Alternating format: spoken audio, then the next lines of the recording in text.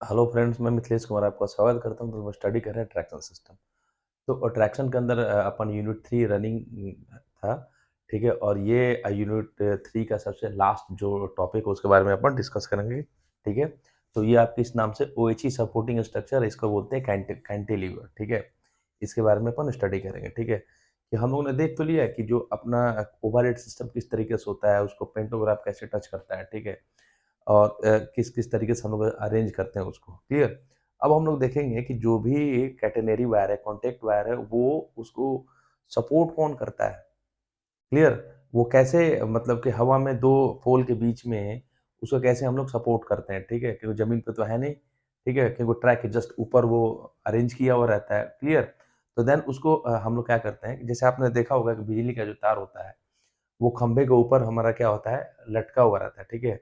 तो पोल के दोनों छोर पे, सिरे पे क्या होता है कि देखो, एक पोल ये हो गया, दूसरा पोल ये हो गया, और इनके बीच के लेंथ को स्पान लेंथ बोलते हैं। हमेशा ध्यान रखिएगा कि दो पोल के बीच का डिस्टेंस को स्पान लेंथ बोलते हैं। तो दो दो पोल के बीच में अपना क्या होता है कि वायर होता है, और ये वायर कैसे होता है कि पोल के ऊपर आप देखना इंसुलेटर लगा हुआ रहता है, ठीक है। और इंसुलेटर के ऊपर आपका तार जो है उसी से पास कराया जाता है दूसरे पोल पे। इंसुलेटर हम लोग इसलिए यूज करते हैं ताकि उस पोल में आपका क्या हो कि करंट नहीं है, ठीक है। और इंसुलेटर हम लोग क्या करते हैं, सपोर्ट के लिए भी अपन यूज करते हैं, जिसकी सहायता से हम लोग क्या करते हैं कि दो पोल के बीच में इलेक्ट्रिक तार को अपन क्या करते हैं, दौड़ाते हैं। तो सेम उसी भी तरीके से यहाँ भी स्ट्रक्चर है कि जो आपका कैटेनरी वायर है, कॉन्टैक्ट वायर है, ठीक है। ये सारा का सारा मैकेनिज्म है, ठीक है। तो ये कैसे, मतलब हवा में कैसे रहे दो पोल के बीच में, क्लियर। तो इनको सपोर्ट करने के लिए कुछ ना कुछ अपने को चाहिए, ठीक है। तो देन हम लोग इसी के लिए हम लोग क्या करते हैं कि ओएचई सपोर्टिंग स्ट्रक्चर यूज करते हैं। ओवरहेड इक्विपमेंट को सपोर्ट करने के लिए हम लोग क्या करते हैं कि एक स्ट्रक्चर यूज करते हैं जिसको हम बोलते हैं कैंटिलीवर, ठीक है। और इसी की सहायता से हम लोग क्या करते हैं कि जो अपना का ओवरऑल जो overhead contact wire, catenary wire, जो भी सिस्टम है, उसको हम लोग क्या करते हैं कि इनकी सहायता से कि ऊपर में इनको सपोर्ट करके रखते हैं, ठीक है। जिससे आपका पेंटोग्राफ उसको टच करता है और करंट को कलेक्ट करता है, ठीक है। तो सिंपल सा देखिए यहाँ पे इसका ये कैंटिलीवर है, या इसको ओएचई सपोर्टिंग स्ट्रक्चर भी बोलेंगे। उसका ये सिंपल सा आपका डायग्राम है। ये आपका क्या है, पोल है, जिसको हम लोग बोलते हैं मास्ट। काफी टाइम से अपन देख रहे हैं कि पोल पोल हो गया, पोल बोल लो या मास्ट बोलो या सपोर्टिंग टावर बोल लो, ठीक है। सपोर्टिंग टावर बोलो, ठीक है। तो आप देखना कि जो रेलवे का टावर कुछ इसी तरीके से बने बने हुए रहते हैं, ठीक है। ये क्या है आपका, ये इंसुलेटर है। ये क्या है आपका, इंसुलेटर है। ये भी आपका क्या है, सेम इंसुलेटर है। इंसुलेटर है, क्लियर। तो इंसुलेटर हम लोग इसलिए यूज करते हैं, देखिए यहाँ पे इंसुलेटर इसलिए यूज करते हैं ताकि ये मास्ट में, ठीक है, मास्ट में सप्लाई नहीं है, ठीक है। नहीं तो इसमें कोई छुएगा उसको तो ठीक है, वो क्या हो जाएगा, एक्सीडेंट हो जाएगा, दुर्घटना हो जाएगी। तो इंसुलेटर हम लोग इसलिए लगाते हैं कि ये जो अपना मास्ट है, ठीक है, कि अपने को जहाँ वायर में ही ओनली करंट फ्लो होना चाहिए, बाकी कहीं नहीं होना चाहिए। बाकी कहीं और फ्लो हो रहा है तो उसकी वजह से क्या होगा, ये डेंजरस हो सकता है अपने लिए, ठीक है। इसलिए अपन इंसुलेटर यूज करते हैं। देखिए यहाँ पे कि ये दोनों तो अपना इंसुलेटर हो गया, ठीक है। ये इस तरीके से आर्म्स निकले हुए रहते हैं, इस ये जो पोल होता है मास्ट का, इस तरीके से आर्म्स निकला हुआ रहता है। और इसी में सबसे पहले इंसुलेटर होता है, ठीक है। और देन आपका ये क्या होता है कि इसी से आपका जो आपका ऊपर वाला जो वायर होता है उसको क्या बोलते हैं, कैटेनरी वायर बोलते हैं। और जो नीचे वाला वायर होता है उसको कॉन्टैक्ट वायर बोलते हैं। और आपस में इनको जोड़ के कौन रखता है, कॉन्टैक्ट वायर और कैटेनरी वायर को ड्रॉपर की सहायता से दोनों में इलेक्ट्रिकल कनेक्शन हम लोग क्या करते हैं, स्टैब्लिश करते हैं, ठीक है। तो देखिए यहाँ पे कि अगर हम लोग उस तरीके से हम लोग बात करें यहाँ पे कि ये आपका इंसुलेटर है, ठीक है। ये देखिए यहाँ पे ये आपका ये वाला जो वायर है ना, ये वाला, ये आपका कैटेनरी वायर है, और नीचे वाला जो वायर है ये आपका कॉन्टैक्ट वायर है, ठीक है। इसके बाद यहाँ पे देखिए कि इंसुलेटर से कनेक्ट, जो ये इंसुलेटर से जो कनेक्टेड ट्यूब है इसको बोलते हैं स्टे ट्यूब। और ये वाला जिसे आपका कॉन्टैक्ट वायर कनेक्टेड है उसको हम बोलते हैं ब्रैकेट ट्यूब। ये आपका क्या होगा, इंसुलेटर हो गया, ठीक है। और ये वाला जो लाइन दिख रहा है इसको बोलते हैं रजिस्टर आर्म, ठीक है। और यहाँ पे जो पॉइंट है इसको बोलते हैं स्टेडी ट्यूब, ठीक है। लास्ट में अपना ड्रॉपर यूज होता है, क्लियर। तो सिंपल सा मैकेनिज्म है इसका, ठीक है। मास्ट हम लोग यूज करते हैं कि मास्ट अपन यूज करते हैं सपोर्ट के लिए, ठीक है। क्योंकि उसी पोल के ऊपर ही तो अपन क्या करेंगे, इस तरीके से कैटेनरी कॉन्टैक्ट वायर को होल्ड करेंगे, ठीक है। तो देन कुछ इस तरीके का कंस्ट्रक्शन होता है जिसको हम लोग बोलते हैं कैंटिलीवर। वेरी वेरी इंपॉर्टेंट, ठीक है, वेरी वेरी इंपॉर्टेंट। यहाँ से ये है आपका ओची सपोर्टिंग स्ट्रक्चर। क्लियर? तो देखिए यहाँ पे ये जो आपका सिंपल मास्ट है, ये आपका क्या है, पोल है, ठीक है। और पोल पे किस इस तरीके का आपका हम लोग स्ट्रक्चर होता है, ठीक है। और उसकी सहायता से हम लोग क्या करते हैं कि जो कॉन्टैक्ट वायर और कैटेनरी वायर को क्या करते हैं, होल्ड करके रखते हैं, ठीक है। तो ये सिंपल यहाँ पे इंसुलेटर यूज हो रहा है। इंसुलेटर की सहायता से आपका स्टे ट्यूब कनेक्टेड होता है, ठीक है। तो स्टे ट्यूब क्या है, ठीक है। ये जो स्टे ट्यूब है, इस ब्रैकेट ट्यूब को क्या करता है, सहायता देता है, उसको होल्ड करके रखता है उसको, ठीक है। क्योंकि ये जो आपका ब्रैकेट ट्यूब है वो स्टे ट्यूब से कनेक्टेड है, ठीक है। तो ये वाला आर्म क्या करेगा, स्टे ट्यूब जो है इस ब्रैकेट, ये देखिए ये वाला जो है ये है आपका ब्रैकेट ट्यूब और ऊपर वाला स्टे ट्यूब। तो स्टे ट्यूब क्या करेगा, इस ब्रैकेट ट्यूब को क्या करेगा, एक पोजीशन देगा, ठीक है, उसको होल्ड करके रखेगा। क्लियर? ये ब्रैकेट ट्यूब क्या है, ये ब्रैकेट ट्यूब क्या करेगा कि ये देखिए ये ब्रैकेट ट्यूब से आपका contact wire sorry catenary wire connected है। तो ये ब्रैकेट ट्यूब अपन यूज करते हैं इस कैटेनरी वायर को होल्ड करने के लिए, उसको ऐसे होल्ड मतलब कि होल्ड करके रखने के लिए, ठीक है। ये आपका सिंपली कैटेनरी वायर, तो इसको होल्ड करके कौन रखेगा, ठीक है। तो जिससे ये फंसा हुआ रहता है, जिससे ये बंधा हुआ रहता है, उसको हम लोग बोलते हैं ब्रैकेट ट्यूब, ठीक है। सेम, ठीक है, कि इसी ब्रैकेट ट्यूब की मदद से हम लोग क्या करते हैं, कैटेनरी वायर को हैंग करते हैं दो टावर के, दो पोल के बीच में। क्लियर? अब देखिए यहाँ पे, अब नीचे यहाँ पे देखिए ये आपका रजिस्टर आर्म हो गया, ठीक है। ये आपका रजिस्टर आर्म हो गया, ठीक है। ये आपका स्टेडी ट्यूब।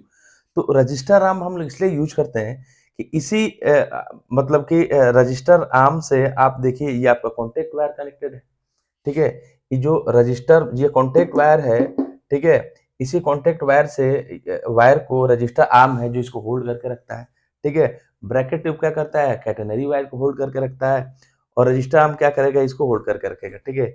यही आपका steady state tube, steady tube की सहायता से हम लोग क्या करते हैं कि जो रजिस्टर आर्म से ये कनेक्टेड होता है, ठीक है। और ये कॉन्टेक्ट वायर को क्या करता है, होल्ड करने का काम करता है। ड्रॉपर के बारे में पता ही है कि क्या करता है, इलेक्ट्रिकल कनेक्शन डेवलप करता है, ठीक है।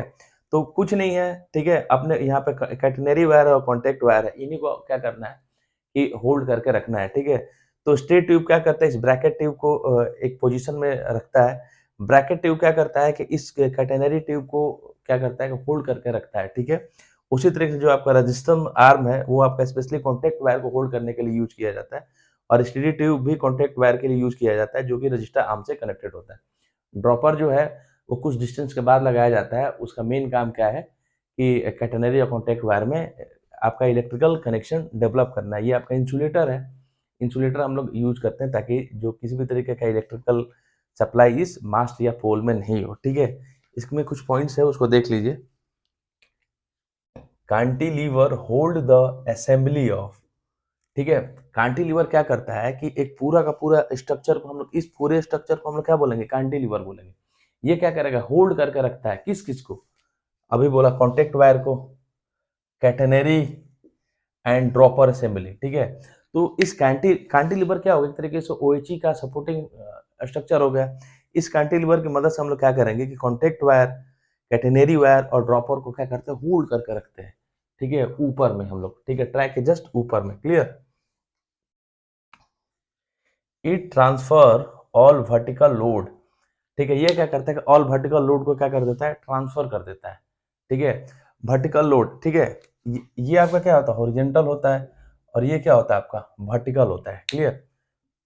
ठीक है। तो अगर हम लोग टावर के रिस्पेक्ट में देखेंगे, ठीक है, टावर के रिस्पेक्ट में देखेंगे, क्लियर, तो ये टावर है, इसके रिस्पेक्ट में आपका वर्टिकल तो ये होगा, ठीक है, और हॉरिजेंटल तो ये होगा, ठीक है।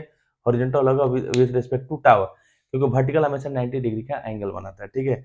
तो अगर हम लोग अर्थ के रेफरेंस में देखें, ठीक है, अर्थ के, मान लो कि ये नीचे वाला अर्थ है, इसके रेफरेंस में ये वर्टिकल हो जाएगा और ये हॉरिजेंटल हो जाएगा। लेकिन अगर हम लोग टावर के रिस्पेक्ट में देखेंगे, ठीक है, इस टावर के रिस्पेक्ट में देखेंगे तो वर्टिकल आपका ये हो जाएगा और ठीक है, और जो हॉरिजेंटल है ये हो जाएगा। तो ध्यान में रखिएगा, हमेशा किसी चीज को रेफरेंस माना जाता है, ठीक है। तो यहाँ पर दिया जा रहा है कि it transfer all vertical loads, ठीक है, lateral force and bending movement load through insulator to mast, ठीक है।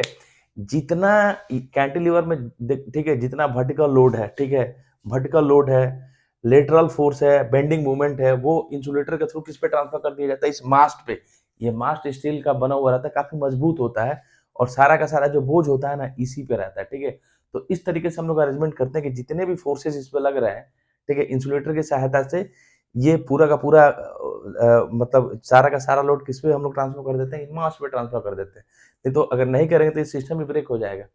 इतना भारी भारी जो चीज है वो होल्ड ही नहीं कर पाएगा, ठीक है। तो हम लोग क्या करते हैं कि जो भी वर्टिकल लोड्स है, बेंडिंग मूवमेंट है, ठीक है, सबको हम लोग इस इंसुलेटर की सहायता से इस मास्ट पे क्या कर देते हैं, सारा को हम बोलते हैं ना कि इसका ये पूरा का पूरा लोड किसी को हम लोगों ने ट्रांसफर कर दिया, तो पूरा का पूरा लोड उसी पे जाएगा, दूसरा क्या हो गया, फ्री हो गया, ठीक है।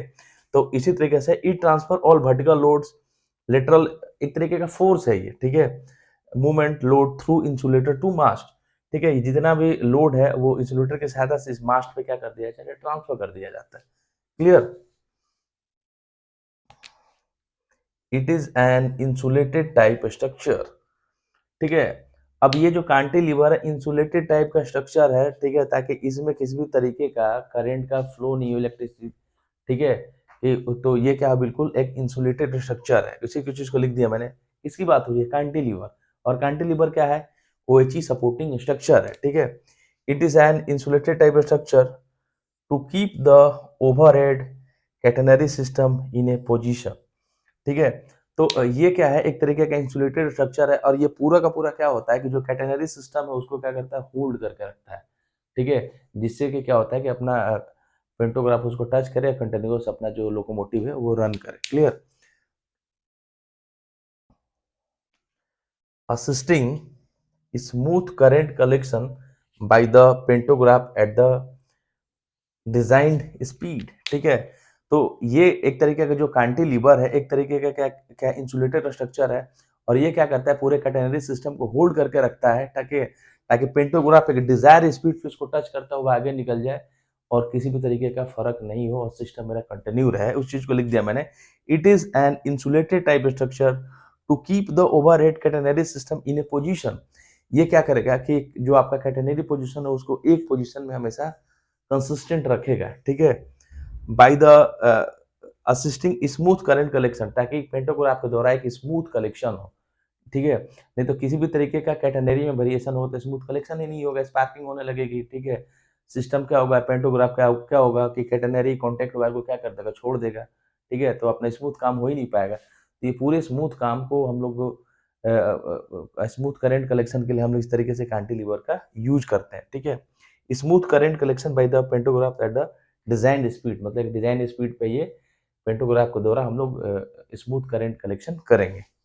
आगे, material is so chosen, CHOSEN, to avoid any rusting and to last the life OHE, ठीक है। कहने का मतलब ये है कि जो हम लोग कैंटिलीवर बनाते हैं ना, हम लोग इसमें ऐसा मटेरियल यूज करते हैं कि किसी भी तरीके का रस्टिंग नहीं, उसमें जंग नहीं लगे। आप देखना कि जो भी इस तरीके से हम लोग पोल यूज करते हैं उसमें जंग नहीं लगता है। रेलवे में देखना जिस तरीके का उसका सपोर्टिंग स्ट्रक्चर लगते हैं, उसमें किसी तरीके का जंग नहीं लगता है। और एक बार ऐसा होता है कि अगर उसको एक बार लगा दिया तो उसकी लाइफ रहेगी कम से कम 35 से 40 साल। मतलब 35 से 40 साल तक आपको सोचना नहीं है, ठीक है। अगर रिप्लेसमेंट आएगा भी तो 35-40 साल के बाद हम लोग उसको रिप्लेस करेंगे या उसमें किसी भी तरीके का अगर चेंजेस का ज़रूरत होगा, ठीक है, तो देन करेंगे। जबकि 35-40 साल बहुत लंबा टाइम होता है। उसके बाद अगर ये वीक हो गया तो उसको हम लोग क्या करते हैं, इसको हम लोग क्या कर सकते हैं कि पूरे सिस्टम को रिप्लेस कर सकते हैं, ठीक है। तो देन एक तरह से देखा जाए तो इसमें ऐसा हम लोग मटेरियल यूज करते हैं ताकि किसी में रस्टिंग नहीं हो, जंग नहीं लगे और उसकी लॉन्ग लाइफ हो। और वो लॉन्ग लाइफ कितनी होनी चाहिए, 35 से 40 साल। क्लियर है? इसमें आगे देखिए, ये आपका जो अलग अलग ये जो स्टे ट्यूब है या ब्रैकेट ट्यूब है, इसके बारे में अपन देख लेते हैं, ठीक है। एग्जाम में इसी तरीके से आपको लिखना है, ठीक है। देखिए एक बार,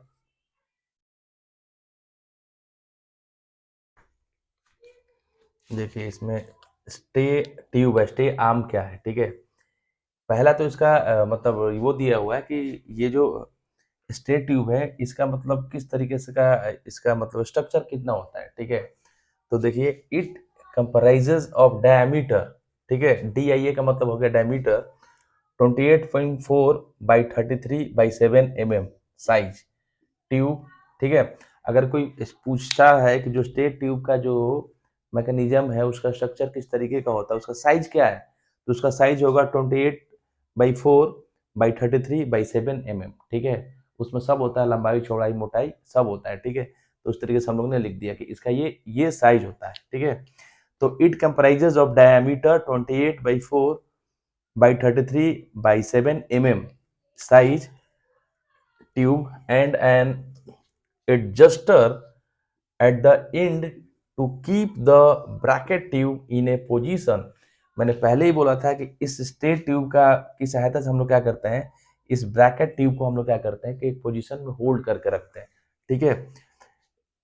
adjuster at the end to keep the bracket tube in position, इस ब्रैकेट ट्यूब को पोजीशन में रखने के लिए हम लोग स्टे ट्यूब स्टे आर्म का यूज करेंगे। It is insulated from the mast, ठीक है। ये देखिए, ये जो स्टे ट्यूब है ये मास्ट से क्या है, इंसुलेटेड है, इस इंसुलेटर की सहायता से, ठीक है।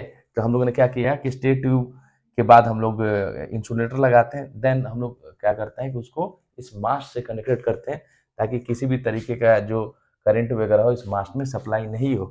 From the mast by stay arm insulator, ठीक है। तो यहाँ पे जो इंसुलेटर यूज होता है उसको हम लोग बोल सकते हैं स्टे इंसुलेटर, ठीक है, या आपका ब्रैकेट इंसुलेटर हम लोग यूज, कोई पूछ ले कि यहाँ पे कौन सा इंसुलेटर यूज हो रहा है, तो यहाँ पे स्टे टाइप इंसुलेटर अपना यूज हो रहा है, ठीक है। आगे देखिए, अब है आपका ब्रैकेट ट्यूब। इस ब्रैकेट ट्यूब, पहले ही बताया कि इस ब्रैकेट ट्यूब का मेन काम क्या है, इस कैटेनरी वायर को क्या करना, होल्ड करके रखना, ठीक है। इट कंप्राइजेस ऑफ डायमीटर, अभी इसका देखिए साइज क्या है, 40/49 mm, ठीक है, स्मॉल साइज के लिए।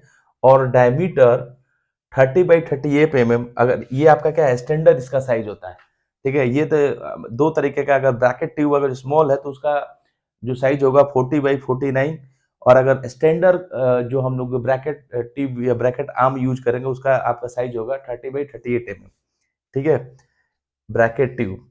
And insulated bye bracket insulator, ठीक है। ये भी क्या होता है कि ठीक है, ये जो आपका ब्रैकेट ट्यूब है ना, ये ब्रैकेट ट्यूब, ठीक है, ये आपका स्टेट ट्यूब है, ये आपका क्या है, ब्रैकेट ट्यूब। ये भी इंसुलेटेड होता है किसकी सहायता से, सबसे पहले यहाँ पे इंसुलेटर लगा हुआ होता है, और देन आपका इससे कनेक्टेड होकर इस मास से कनेक्टेड होता है, ठीक है। तो यहाँ पे भी अपन जो इंसुलेटर यूज करते हैं उसको बोलते हैं ब्रैकेट टाइप इंसुलेटर, ठीक है। इंसुलेटेड बाई ब्रैकेट इंसुलेटर, ठीक है। यहाँ पे जो इंसुलेटर यूज हो रहा है वो आपका स्टे इंसुलेटर है, और यहाँ पे जो ब्रैकेट ट्यूब के लिए जो इंसुलेटर यूज हो रहा है यही तो है आपका ब्रैकेट ट्यूब, ये वाला लाइन, ठीक है। ये वाला जो लाइन है ये आपका ब्रैकेट, ये आपका स्टे ट्यूब, ठीक है। क्लियर। आगे देखिए, catenary is supported from this member by catenary suspension bracket, ठीक है। तो इसी जो आपका कैटेनरी वायर है, ठीक है, कैटेनरी वायर है वो इसी की सहायता से क्या होता है, लटका हुआ रहता है, ठीक है, एक पोजीशन में, ठीक है। तो कैटेनरी सपोर्टेड मतलब इस कैटेनरी का सपोर्ट कौन कर रहा है, यही तो ब्रैकेट ट्यूब सपोर्ट कर रहा है, क्योंकि इसी ब्रैकेट ट्यूब से आपका ये आपका क्या है, कैटेनरी वायर कनेक्टेड है, ठीक है। तो उस चीज को लिख दिया मैंने कि catenary supported from this member by catenary suspension bracket. Clear, कि जो आपका ब्रैकेट ट्यूब की सहायता से जो है ये आपका ये कैटेनरी वायर क्या होता है, कनेक्टेड होता है। आगे देखिए, इसमें आपका एक तो है आपका रजिस्टर आर्म और दूसरा है स्टेट स्टेट ट्यूब, ठीक है। तो यहाँ पे देखिए सेम उसी तरीके से रजिस्टर आर्म हम लोग यूज करते हैं कि जो आपका इसी की सहायता से आपका कॉन्टैक्ट वायर क्या होता है कि होल्ड रहता है, ठीक है, और इसी से आपका स्टेडी ट्यूब कनेक्टेड होता है, ठीक है। और देन इसी स्टेडी ट्यूब से यहाँ पे ये देखिए ये कॉन्टैक्ट वायर आपका क्या है, कनेक्टेड है, ठीक है। तो वो इस तरीके से इनको बनाया जाता है, ठीक है, कि ये क्या करे, इस कॉन्टैक्ट वायर को होल्ड कर सके, ठीक है। और उसमें मतलब किसी भी तरीके का मतलब कंपन हो तो उसको सही तरीके से उसको सेट कर सके, क्योंकि वायर है जो हवा में झूल रहा है, ठीक है। तो एयर का भी प्रेशर होता है, ठीक है, तो उसकी वजह से थोड़ा सा स्टेजर करेगा, मतलब कंपन थोड़ा सा मतलब कांपेगा, ठीक है। बोले तो कांपेगा, तो उसमें क्या होगा कि थोड़ा बहुत मूवमेंट होगा। तो इन सारी चीजों को इसको क्या करना है, मेंटेन करके रखना है, ठीक है। इसके बाद ये क्या करेगा, स्टेडी ट्यूब को इस कॉन्टैक्ट वायर को पुश भी करता है, ठीक है। कॉन्टैक्ट वायर को क्या करेगा, पुश भी करता है, क्योंकि एक ही जगह पे वो तो रहता नहीं है, वो थोड़ा सा पेंडुलम की भांति थोड़ा सा उसमें कंपन होता है, ठीक है। तो इसको इस तरीके से ये बिल्कुल फ्लेक्सिबल सिस्टम होता है, ऐसा नहीं है कि जो आपका सिस्टम है कि बिल्कुल एक जगह पर फिक्स है, फिर तो क्या हो जाएगा, ब्रेक हो जाएगा, ठीक है। जो कॉन्टैक्ट वायर है वो भी फ्लेक्सिबल हो, उसमें भी किसी भी तरीके का इस तरीके से वो क्या होता है, उसमें कंपन होते रहते हैं। क्लियर। तो देखिए इस यहाँ पे register arm, it comprises of diameter, इसका जो मतलब स्ट्रक्चर है, साइज है 28.4 by 33.7 mm। Tube to register the contact wire in the desired position with the help of steady arm. ठीक है, तो इस रजिस्टर आर्म का मेन काम क्या है कि इस कॉन्टेक्ट वायर को एक डिजायर पोजीशन में होल्ड करके रहना, किसकी सहायता से, इस स्टेडी ट्यूब की मदद से। ठीक है, तो रजिस्टर आर्म का मेन काम यही है कि इस कॉन्टेक्ट वायर को एक डिजायर पोजीशन में होल्ड करके रखना। इसमें इसकी मदद कौन करता है, ये स्टेडी ट्यूब करता है। क्लियर, स्टेडी ट्यूब क्या है, इट इज 32 बाई 31 mm। इसका जो इस तरीके से डायमीटर हो गया वो होगा 32 बाई 31 mm। और ये किस मटेरियल का बना हुआ रहता है, मेड ऑफ एल्युमिनियम एलॉय। अगर कोई पूछे कि ये जो आपका स्टेडी ट्यूब है, स्टेडी आर्म है, ये किस मटेरियल का बना हुआ रहता है, तो ये आपका एल्युमिनियम एलॉय का बना हुआ रहता है। To register the contact wire to required stagger, stagger का मतलब होता है कंपन। ठीक है, and to take the push of contact wire. ठीक है, और देखो क्या है कि इसी रजिस्टर आर्म का मेन काम क्या है, कॉन्टेक्ट वायर को एक पोजीशन में होल्ड करके रखना। ठीक है, और इसमें इसकी मदद कौन करता है, यही आपका स्टेडी ट्यूब करता है। ठीक है, और किसी भी तरीके का इसमें कंपन होता है, ठीक है, तो ठीक है, तो ये आपका रजिस्टर आर्म से कॉन्टेक्ट वायर कनेक्टेड है थ्रू स्टेडी ट्यूब, तो इसको भी ये क्या करता है, मेंटेन करके रखता है। ठीक है, and to take the push of contact wire. ठीक है, इस कॉन्टेक्ट वायर को क्या करता है, पुश भी करता है। ठीक है, और किसकी सहायता से पुश होता है, इस स्टेडी आर्म की मदद से वो क्या होता है, वो पुश होता है। ठीक है, it is always in tension, और हमेशा ध्यान रखना है ये स्टेडी ट्यूब है, हमेशा टेंशन में रहता है। ठीक है, क्योंकि क्या है कि ये जो कॉन्टेक्ट वायर है इसी की सहायता से आपका क्या है, मतलब कि कनेक्टेड है। ठीक है, जब कनेक्टेड होगा तो टेंशन होगा ना उस पे, क्योंकि इसी यही आपको हमेशा इसको क्या करता है, होल्ड करके रखता है। ठीक है, तो यहाँ पे आपका जो OHG सपोर्टिंग स्ट्रक्चर कैंटिलीवर वो फिनिश होता है। तो यूनिट 3 यहाँ पे आपका खत्म होता है। अब अपन चालू करेंगे यूनिट 4। तब तक के लिए थैंक यू।